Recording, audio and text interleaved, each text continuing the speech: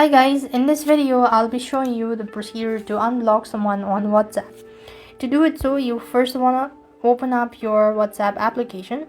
Now here I'll just go ahead and simply block someone. First of all, this is the one. Click on the three dot icon over here, click on the more button and click on block. Now then click on the block button and you've successfully blocked this person. The one way of doing it so is that simply go ahead and locate the particular user that you've blocked. This is the one, and at the bottom of the page you could see this unblock option. You could go ahead and click that out, or else the other way to do it so is that if you're unable to find it in the chat page, you want to go ahead and click on the three dot and go to settings. As you go to settings, here comes the privacy section.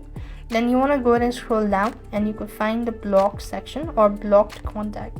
Here you have this block contact.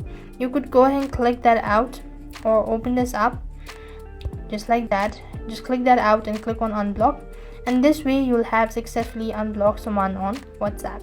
This is how you could do it. So I hope the video was helpful. Make sure to like, share and subscribe. Thank you for watching. See you in the next video.